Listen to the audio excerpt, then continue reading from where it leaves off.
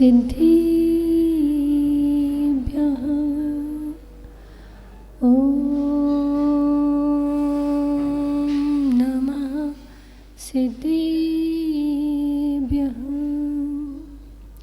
ॐ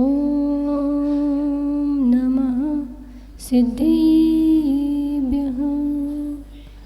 ॐ नमो अरिहन्ताडम् ॐ नमो श्रीसिद्धाडम् ॐ नमो आयर्याडम् ॐ नमो वज्रायाडम् ॐ नमो लोय सवसाहोडम् ॐ नमो लोय सवसाहोडम् यस्य स्वयं स्वभावाप्ति रभावे कृत्स्नकर्मणा तस्मै संजानरूपाय नमोस्तु परमात्मने।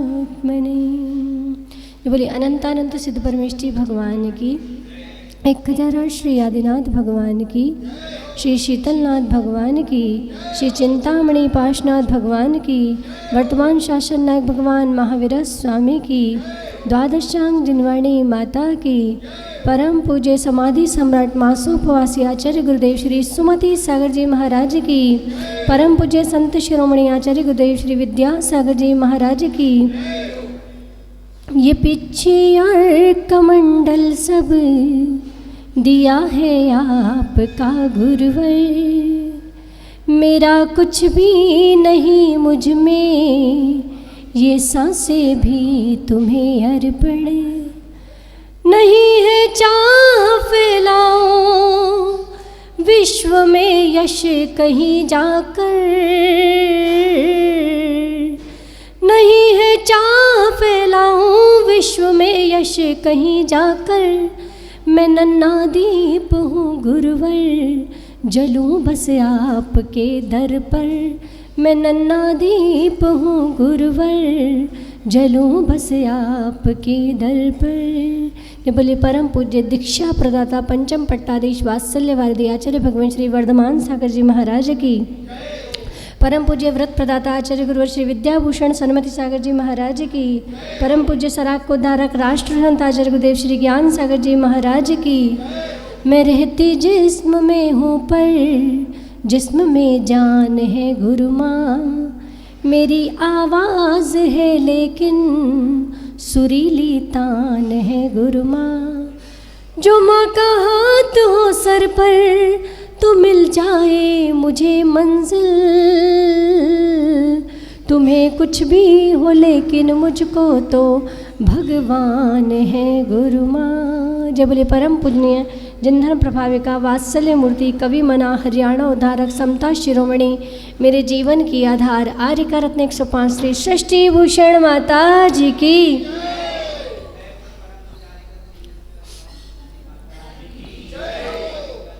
हाँ, एक बहुत अच्छी बात माता जी बोलते हैं कि पिक्चर हॉल और प्रवचन हॉल में क्या अंतर होता है। क्या होता है बताओ?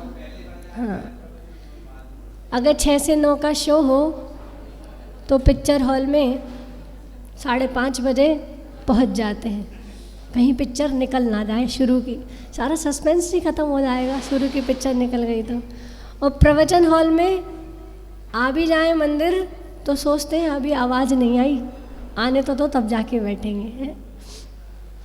अपन बातें तो खूब पढ़ते हैं, क्या धर्मात्मा निकट हो चर्चा धर्म सुनावे, वह सावधान रखे गाफिल न होने पाए।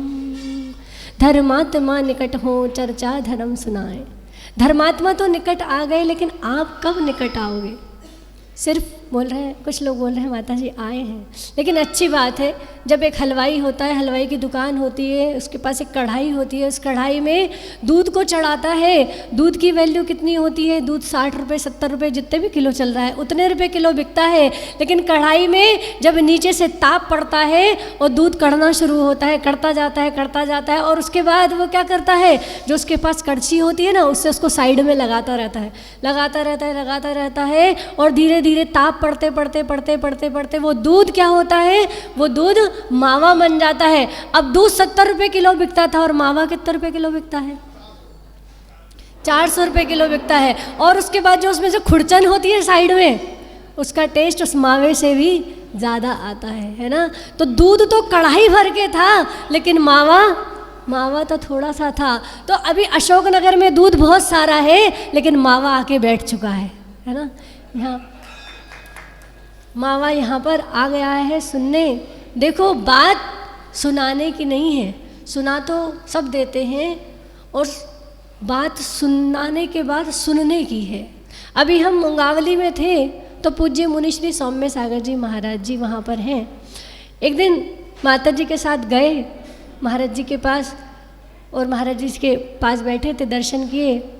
पूज्य मुनिश्री से बोला, महाराज जी आप बहुत अच्छा विषय देते हैं, जब आप प्रवचन होते हैं आपके तो आप बहुत अच्छा विषय देते हैं, आप बहुत अच्छा बोलते हैं। तो महाराज जी ने एक बहुत अच्छी बात कही, अच्छा बोलना बड़ी बात नहीं है, अच्छा बोलना बड़ी बात नहीं है, अच्छा बोलना आते हुए भी ना बोलना बड़ी बात है। समझा आपने? ऐसे ही लड़ाई कर लेना बड़ी बात नहीं है। आपने एक गाली दी, सामने वाले ने 2 गाली दी, फिर आपने 4 गाली दी, उसने 8 गाली दी, ऐसे गालियाँ चलती रही तो लड़ना बड़ी बात नहीं है। लेकिन लड़ने से बचना बहुत बड़ी बात है कि लड़ाई से बचा कैसे जाए। लोग सुनने तो आते हैं, हमने कहा सुनना बड़ी बात है। अभी किसी से कहो कि भजन सुना दो तो कहते माता जी आप ही सुना दो। क्या बोलते? माता जी आप ही सुना दो, हमें तो सुनने में मज़ा आता है। हमने कहा जिस दिन तुम्हें सुनने में मज़ा आने लग जाए तो उस दिन घर की सारी लड़ाइयाँ ही ख़त्म हो जाए, है ना। क्योंकि माता जी कहती हैं, कल भी आपको बताया था कि जो पहले कहावत हुआ करती थी, जो तो को काटा बोए वाए बोए तू फूल, ताको फूल को फूल है वाको है त्रिशूल। लेकिन माता जी बता रही थी कि आज का व्यक्ति कहता है जो मुँह को काटा बोए वाए बो में भाला, और वो भी साला क्या समझेगा पड़ा किसी से पाला। इसी ट्रैक पर हम चल रहे हैं, हमारी ज़िंदगी उस पर चल रही है। आज हम किसी की एक नहीं सुन सकते आज, क्योंकि बचपन से पहले जब हम छोटे थे, जब आप लोग छोटे होंगे स्कूल गए होंगे तो आपकी कितनी पिटाई हुई होगी, है ना।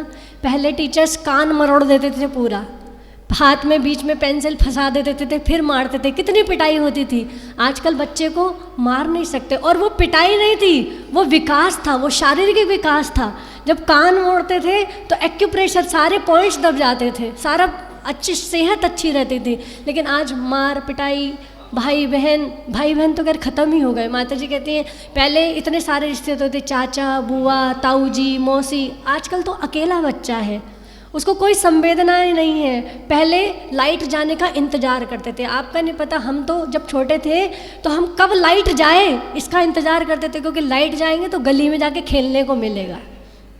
अब घरों में लाइट ही नहीं जाती, पता ही नहीं चलता, लाइट जाती है तो इन्वर्टर चल जाता है, वो आनंद ही नहीं। पहले किसी के भी घर में जाकर छुप जाया करते थे, छुपम छुपाई और ऐसे गेम होते थे। आज किसी के घर में जाने में बच्चा घबराता है, डरता है, ऐसे किसी के घर में जा ही नहीं सकते। वो सब चीज़ें ख़त्म होती चली गई हैं। आज हम सिर्फ सुन के चले जाते हैं, क्योंकि ये चीज़ आपने कई बार सुनी होगी, हर कोई अपने बच्चे को बड़ा बनाना चाहता है। बड़ा तो हर कोई बन जाता है, लेकिन बड़ा बनने का प्रोसेस भी बड़ा ख़तरनाक है, पता है ना आपको। पहले रात भर भीगना पड़ता है पानी में, फिर उसके बाद पिसना पड़ता है, घुटना पड़ता है, मिक्सी में चलना पड़ता है, फिर गरम, फिर उसके बाद हाथ से पिटना पड़ता है, फिर उसके बाद गरम गरम तेल में जाकर तपना पड़ता है, तब जाके बड़ा बनता है। इतना आसान नहीं है बड़ा बनना। लेकिन आजकल समय परिवर्तन हो रहा है। अगर आपसे पूछें कि आप मंदिर क्यों आते हैं, बताओ, सब लोग आते हो सुबह से, इतनी ठंडी में भी मंदिर आ रहे हो सब लोग। रजाई छोड़कर आना, हमारे लिए चटाई छोड़ना मुश्किल नहीं है, लेकिन आपके लिए रजाई छोड़ना बड़ा मुश्किल काम है ना। कितनी गर्माहट रहती होगी उसमें। उसको छोड़कर भी आप मंदिर आ रहे हो। क्यों आ रहे हो? अरे 0 सन्नाटा, कुछ तो बोलो। किसके दर्शन करने? भगवान के दर्शन करने। बहुत बढ़िया। अपन पूजन में पढ़ते हैं कि जिनके दर्शन करते करते निज का दर्शन हो जाता है। माता जी एक बात कहती है, मान लो आपके गांव में कोई एक व्यक्ति था जिसको रोटी का ठिकाना नहीं था। सुबह खा ली तो शाम का भरोसा नहीं, शाम को खा ली तो सुबह का भरोसा नहीं, और आपने देखा कि रातों रात वो आदमी करोड़पति बन गया। तो आप क्या सोचोगे? आप गुणगान नहीं गाओगे करोड़पति बन गया, करोड़पति बन गया, करोड़पति बन गया। आप क्या चिंतन करोगे? आप ये सोचोगे कि ये करोड़पति बना तो बना कैसे, है ना। और अगर आपको पता चल जाए कि ये करोड़पति कैसे बना, कौन सा व्यापार किया था इसने, तो आप भी प्रयास करोगे कि अगर 1 नंबर का हुआ तो 2 नंबर का काम में तो आप प्रयास नहीं करोगे, लेकिन 1 नंबर के काम करके वो करोड़पति बना है तो आप भी प्रयास करोगे कि मैं भी ऐसा कुछ करूं। वो देखेगा, आप देखोगे कि वो कहाँ से माल लाया था, कहाँ पे माल बेचा था, कौन से व्यापारी से मिला था, किससे व्यापार बढ़ाया था, वो सब काम करोगे और उसके बाद प्रयास करोगे कि मैं भी उसकी तरह करोड़पति बन जाऊं। लेकिन आपको भगवान का सब कुछ पता है कि वो भगवान कैसे बने, लेकिन आपने प्रयास किया क्या? अभी पूछा आपसे कि आप मंदिर क्यों आते, तो आपने यही कहा कि हम भगवान के दर्शन करने आते हैं। अरे भगवान के दर्शन करने आओगे तो मंदिर आने का कोई फायदा नहीं है। भगवान के दर्शन करते करते खुद का दर्शन करना है कि मैं भी तो भगवान जैसा ही हूँ, भगवान नहीं हूँ। अब ये गलती मत कर बैठना, क्योंकि कुछ लोग अभी यही गलती करे बैठे हैं कि मैं वैसा ही हूँ। अभी मैं भगवान बनने के, मेरे भी 2 आँखें हैं, मेरी भी 1 नाक है, मेरे भी 2 कान हैं, मेरे भी 2 पैर हैं। भगवान देखने में तो आप बिल्कुल मेरे जैसे हो, लेकिन फिर भी आप भगवान हो और मैं इंसान होकर भी इंसान नहीं हूँ। अभी ये भी मत कहना कि मैं इंसान हूँ। आप तो भगवान बन गए, मैं इंसान के वेश में भी इंसान नहीं बन सका। पहले एक कहावत होती थी, क्या? ऐसी वाणी बोलिए, हाँ सबको आती है। ऐसी वाणी बोलिए मन का आपा, औरन को शीतल करे आपहु शीतल होए। आजकल कहते हैं ऐसी वाणी बोलिए कि मन का आपा खोए और सुनने वाला आदमी 8 दिनों तक रोए। और ऐसी वाणी बोलिए कि जिससे झगड़ा होए, पर उससे झगड़ा मत करियो जो तुझसे तगड़ा होए, हैं? पर उससे झगड़ा मत करियो जो तुझसे तगड़ा हो। अपन सुबह से शाम तक इसी दौड़ में, इसी भाग में, इसी में लगे हैं। एक व्यक्ति था, एक फ़कीर था, वो हमेशा एक ही बात गुनगुनाता था। क्या गुनगुनाता था? मैं खुदा में हूँ और खुदा मुझ में है। क्या बोलता? मैं खुदा में हूँ और खुदा मुझ में है। आपने कहा ना भगवान के दर्शन करने आते हैं। भगवान के दर्शन करो तो भी कैसे करो? मैं खुदा में हूँ, खुदा मुझ में है। और वहाँ के जो मंत्री वगैरह थे, उन्होंने एक बात सुनी कि उनके नगर में एक फ़कीर है, हमेशा यही बोलता रहता है, मैं खुदा में हूँ, खुदा मुझ में है।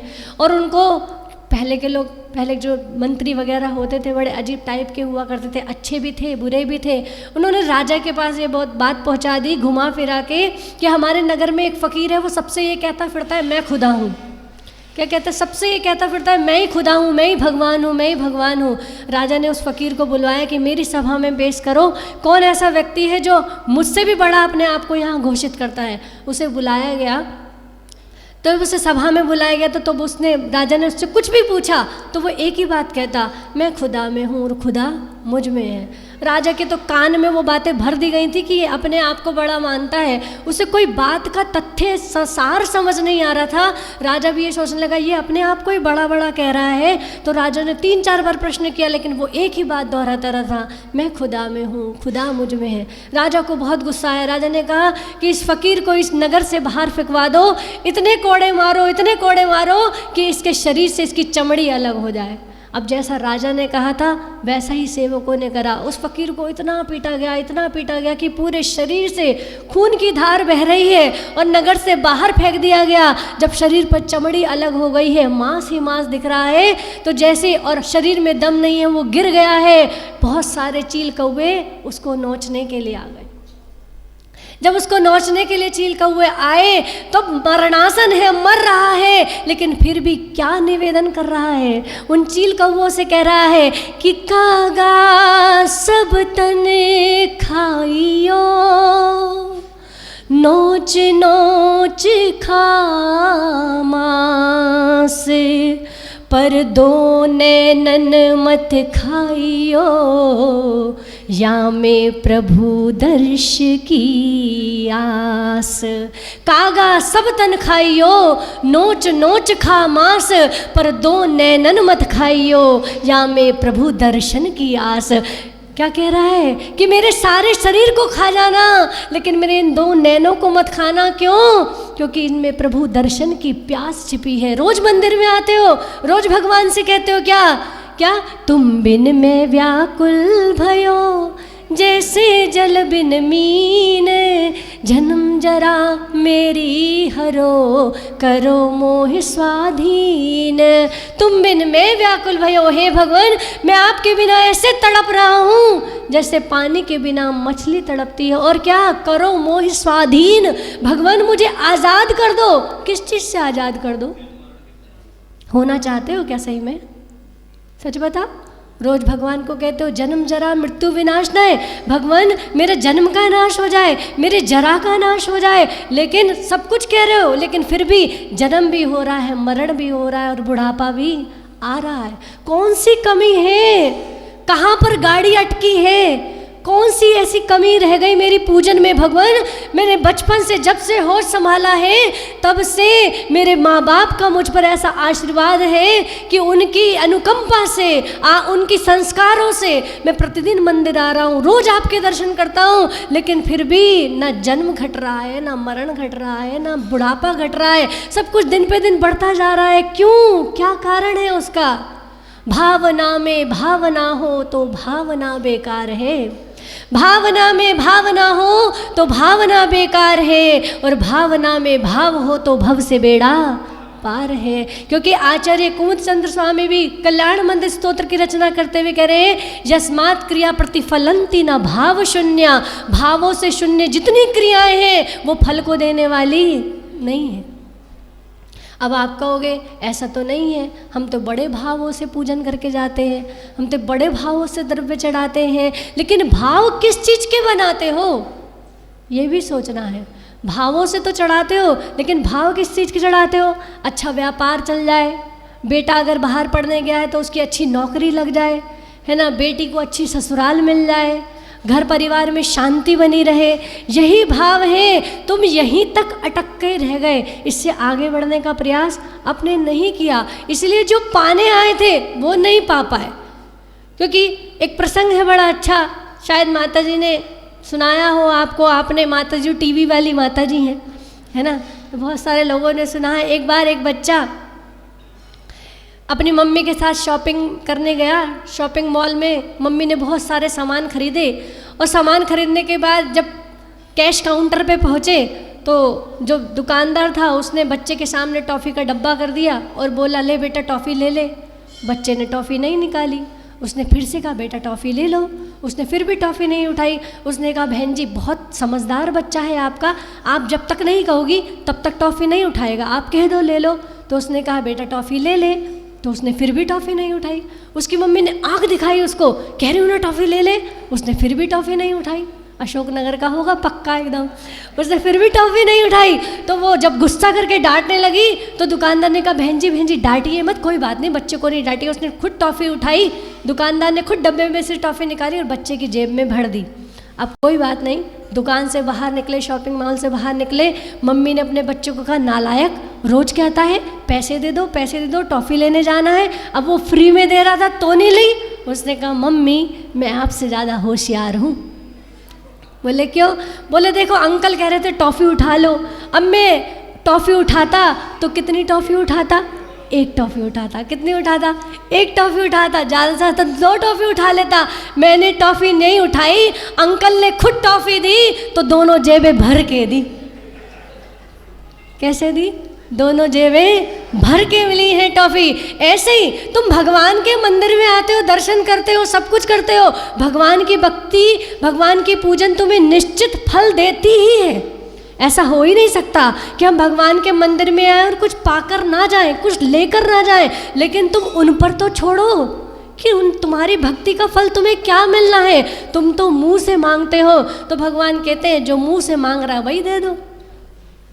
जिस लायक है वो नहीं मिलता। तुम जिस लायक हो, जो तुम्हें मिलना चाहिए था, वो तुम नहीं पाके जा पाते हो यहाँ से। क्योंकि अगर तुमने अच्छा घर, अच्छा परिवार, सब कुछ पा भी लिया तो कितने समय के लिए पाओगे? रोज भगवान को अर्घ तो चढ़ाते हो, अक्षय पद प्राप्त अक्षतान निर्वपामिति, है भगवान मुझे अक्षय पद की प्राप्ति हो। लेकिन अक्षय पद प्राप्त कर पा रहे हो क्या? नहीं। ये पद तो आज मिले हैं, कल छूट जाएंगे। अरे हमें ये पद प्राप्त नहीं करना, हमें तो अभूतपूर्व बनना है। लोग भूतपूर्व बन जाते हैं, अभी परिचय कराते हैं, थुबोन जी के भूतपूर्व मंत्री हैं, जो ऐसे हैं वैसे है ना। भूतपूर्व नहीं बनना है, हमें कैसा बनना है? हमें तो अभूतपूर्व बनना है, जिसकी कोई उपमा नहीं दी जा सके। भगवान आप अभूतपूर्व बन गए। आपके ऊपर 3 छत्र लगे हैं। क्यों? क्योंकि आप 3 लोक के नाथ हो भगवान। मुझे क्या बनना है? मुझे कहीं किसी, क्योंकि माता जी बड़ी अच्छी बात कहती हैं कि जब तुम नए मकान की रजिस्ट्री कराते हो तो बड़े खुश होते हो। उस दिन तो पाँव जमीन पे नहीं टिकते, उस दिन तो पाँव चलते भी हो तो ऐसा लगता है कि पाँव आकाश में चल रहे हैं, उड़ रहे हैं। जब आप मकान की रजिस्ट्री कराते हो उस दिन बड़े खुश होते हैं। और माता जी कहती हैं जब तुम साइन करते हुए खुश हो रहे होते हो, उस वक्त रजिस्ट्री भी खुश हो रही होती है। तुमने कभी रजिस्ट्री को खुश होते हुए देखा? नहीं देखा तुम, क्योंकि अंदर की बात नहीं जानते ना। उस वक्त रजिस्ट्री भी बहुत खुश हो रही होती है और वो भी कह रही होती है मन ही मन, बेटा तेरे जैसे साइन करने वाले बहुत आए हैं।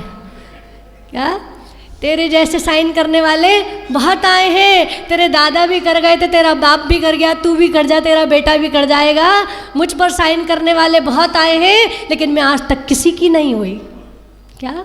मैं आज तक किसी की नहीं हुई। सब सोचते हैं मैं उसकी हूँ, मैं उसकी हूँ, लेकिन मैं तो किसी की नहीं हूँ। नाटक नाटक नाटक, ये सब, ये जीवन, ये दुनिया एक रंगमंच है। सब अपने अपने नाटक, अपने अपने रोल अदा कर रहे हैं, लेकिन फिर भी क्या कह रहे हैं? नाटक नाटक नाटक। तू यहाँ पर अपने सारे रोल अदा कर, लेकिन इसमें अटक मत जाना। क्योंकि जब हॉस्पिटल जाते हो, हॉस्पिटल में इलाज कराते हो अपनी बीमारी का, तो वहाँ पे एक नर्स होती है जो आपका ध्यान रखती है। क्या करती है? सुबह टाइम से आएगी, दोपहर टाइम से आएगी, शाम को टाइम से आएगी, रात भर 3 बार चक्कर लगाएगी, आपका खाने का पूछेगी, पानी का पूछेगी, दवाई का पूछेगी, सब कुछ पूछेगी। 4 बार मुस्कुरा के पूछेगी आप ठीक हो, अच्छा लग रहा है, अब कोई दिक्कत तो नहीं है। कितने अच्छे से पूछती है, सब कुछ करती है। लेकिन जिस दिन आप हॉस्पिटल का बिल भर के घर चले जाते हो, तब सच्ची बताना नर्स का फ़ोन आता है क्या अब ठीक हो? है?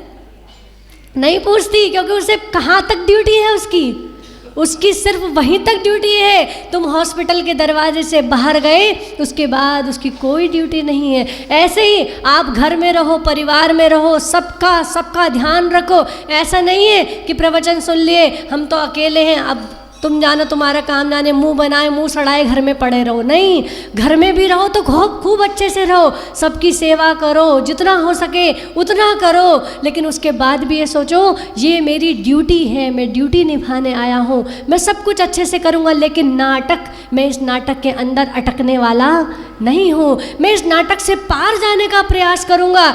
सबसे अच्छी बात तो ये लगती है जब भी प्रवचन सभा लगती है, सब लोग इतने ध्यान से सुनते हैं, इतने ध्यान से, और ऐसे गर्दनें हिलती हैं कि हमें ऐसा लगता है। और यहाँ पर तो टेंशन ही नहीं है, अशोकनगर में तो कोई टेंशन नहीं है। कहीं बाहर रहे तो पिच्चियाँ बाहर से मंगवानी पड़े। कितने लोगों को वैराग्य हो गया तो पिच्ची बाहर से मंगवानी पड़े। यहाँ तो इतनी अच्छी सुविधा है, भैया से कह देंगे आज प्रवचन में 10 लोगों को वैराग्य हो गया, 10 पिच्ची बना देना। यहाँ टेंशन नहीं है ना। लेकिन सबसे बड़ी दिक्कत ये है कि अपन सुनते सब कुछ है, लेकिन ग्रहण कुछ भी नहीं करते। क्योंकि जय जय नाथ परम गुरु होए, बाहर जाके वो ही शुरू होए, है ना। यहाँ पर सब सुनते हो लेकिन बाहर जाते ही वही सब हमारा संसार, वही सब हमारे पाप कर्म की क्रियाएं, वही सब शुरू हो जाती हैं। हे गुरुमाँ, हम आपके पावन श्री चरणों में यहाँ पर उपस्थित हुए हैं। ये पूरी अशोकनगर की जैन समाज यहाँ पर बैठी हुई है, जितने भी हैं, जितने भी मावा, और धीरे धीरे निकल कर आ रहे हैं जैसे रजाइयों में से, वैसे यहाँ पर पहुँच रहे हैं, उपस्थित हो रहे हैं। ये मंदिर की मूर्तियाँ तो मौन रहती हैं, मंदिर की मूर्तियाँ तो मौन रहती हैं, इनसे वास्ता क्या है। हे गुरुमाँ, आप ही बता दो कि उस आखिरी मंजिल को पाने का रास्ता क्या है, रास्ता क्या है। हम यहाँ पर हैं, जब तक माता जी हैं उनसे ग्रहण कर लो। कैसे माता जी इस मार्ग पर निकली। आप सोचते हो घर छोड़ना मुश्किल है। माता जी जब मात्र 2.5 साल की थी, जब 2.5 साल की थी, तब आर्यका श्री सुपाश्मती माता जी ने ऐसा बोल दिया था कि जिस दिन ये बच्ची किसी जैन संत के दर्शन कर लेगी, उस दिन इसे वैराग्य हो जाएगा और फिर इस मार्ग पे आने से उसे कोई नहीं रोक सकता। और माँ की ममता देखो, क्योंकि क्या है, अपन संसार में भटक रहे, समझते सब कुछ है लेकिन फिर भी नहीं छोड़ पाते। क्यों? मोहेन संवृतम ज्ञानम स्वभावम लभते नहीं। मोह से ढका हुआ जो ज्ञान है वो अपने स्वभाव को प्राप्त नहीं कर पाता। इसीलिए आपके अंदर ज्ञान तो है लेकिन फिर भी स्वभाव की प्राप्ति नहीं हो पा रही। क्यों? मोह के कारण। ऐसे ही माता जी की माँ का मोह था। पता चल गया कि बच्ची को अगर किसी के दर्शन हो गए जैन संत के तो वो वैरागी हो जाएगी। तो सोचो 2.5 साल की उम्र से लेके 18 साल की उम्र तक कभी किसी संत के तो छोड़ो, कभी किसी व्रती के दर्शन नहीं करने दिए, कभी किसी व्रती के पास नहीं जाने दिया। खुद की सगी मौसी, खुद माँ की बहन जो व्रती है, आचार्य ऋषि के संग में जो सुमन मौसी कहलाती थी, कुंडलपुर में अभी कुछ दिनों पहले ही जिनकी समाधि हुई, वो माता जी की सगी मौसी, वो भी जब आती थी और घर पे अगर भोजन कर रही हो और इनके स्कूल से आने का टाइम हो तो मम्मी कहती थी खड़ी हो लो, आने का टाइम हो गया, अब नहीं बैठना, उसने तुम्हें देख लिया तो कहीं और। लेकिन ये देखो, ये मोह होता है ऐसा। और ऐसे लाड़ प्यार में पली माता जी, इतने प्यार में कि अगर कभी मंदिर जाने की जिद करती थी तो सहेलियों को कह रखा था, पैसे दे के रखती थी, ये मंदिर जाने की जिद करे तो इन्हें पिक्चर दिखाने ले जाना लेकिन मंदिर नहीं लेके जाना। माता जी ने अपने जीवन में कभी कोई 64 रिद्धि, कभी भक्तांबर विधान, ये सब कुछ नहीं किए, लेकिन पता ही क्या किया, सत्यनारायण की पूजन की है ना। सारे हर प्रकार के व्रत किए हैं, जितने दुनिया में व्रत होंगे सब किए हैं, बस जैन व्रत एक भी नहीं किया। लेकिन कोई पूर्व का ऐसा कर्म होगा, पूर्व में ऐसा कर्म कर कर आई होंगी जिसके कारण आज आप नीचे बैठे हो और माता जी ऊपर बैठे। अपने को भी सोचना है कि हम घर में रह रहे हैं, परिवार में रह रहे हैं, संसार में रह रहे हैं, सब कुछ कर रहे हैं, लेकिन कम से कम, क्योंकि कहते हैं स्त्री पर्याय में मोक्ष नहीं है, लेकिन फिर भी माना मेरी पर्याय में मुक्ति तो नहीं है। यूं बैठ के चुप रह जाना युक्ति तो नहीं है। माना मेरी पर्याय में मुक्ति नहीं है लेकिन फिर भी मैं बैठ कर चुप रह जाऊं, नहीं। मैं क्योंकि आपने देखा होगा एक छोटा सा बच्चा होता है ना, जब उसका जन्म होता है, छोटा सा होता है, आप उसके सामने मुस्कुराते हो तो वो मुस्कुराने लगता है, चुटकियाँ बजाते हो तो वो मुस्कुराता है, आंखें निकालते हो तो वो रोने लगता है। रोता है कि नहीं रोता है? छोटा सा बच्चा अभी चलना नहीं जानता, बोलना नहीं जानता, कुछ समझता नहीं है, फिर भी आंखें निकालो तो रोता है, चुटकियाँ बजाओ तो हंसता है। ये किसने सिखाया? किसने बताया उसको कि चुटकियाँ बजाते हैं तो तुम्हें खिला रहे हैं, आंखें निकाल रहे हैं तो तुम्हें डांट रहे हैं? क्या है ये? पुराने संस्कार हैं। छोटा सा बच्चा होता है, 2 साल का, 3 साल का बच्चा भक्तांबर जी सुना देता है, दर्शन पाठ सुना देता है, पतित पावन सुना देता है, कितनी सारी चीज़ें सुना देता है। क्यों? भूल में मत रहना, उसने अभी याद किया है। ये तो पहले का याद था जो उसने अभी रिवीजन किया है, वो रिवीजन करके उसने सुना दिया। इसीलिए हमें छोटे छोटे नियम एक दिन बहुत बड़े हो जाते हैं। घुटनों के बल चलते चलते पैरों के बल चल जाते हैं। छोटे छोटे नियम अपने जीवन में, ये तो खैर बुंदेलखंड है, ये तो मध्य प्रदेश की समाज है, यहाँ पर तो आचार्य भगवान विद्यासागर जी महाराज और उनके पूरे क्या संघ का ऐसा आशीर्वाद है कि यहाँ बच्चा बच्चा धर्मात्मा है, धार्मिक है, लेकिन फिर भी ऐसा नहीं है सिर्फ रसगुल्ले खाने के चक्कर में मत रहना, पापड़ भी बहुत सारे हैं, है ना। हम बुंदेलखंड में घूम रहे हैं तो हमें पहले से यही पता था कि बुंदेलखंड में बहुत धर्म है, धर्म भी है तो बहुत सारी कुसंगतियाँ भी यहाँ पर हैं, हमें उनको भी सुधारने का प्रयास करना है, क्योंकि धर्म कोई चादर नहीं है कि मंदिर में आओ तो ओढ़ लो और घर जाओ तो खूंटी से टांग दो और अपने काम पे निकल जाओ। धर्म तो चादर नहीं है, धर्म तो हमारा अंग है। जैसे माता जी कल बता रही थी कि कोई जन्म से जैन कुल में जन्म नहीं लेता, तुम्हारा जन्म ये निर्धारित नहीं करेगा कि तुम जैन हो कि अजैन हो, तुम्हारा मरण निर्धारित करेगा कि तुम जैन हो या अजैन हो।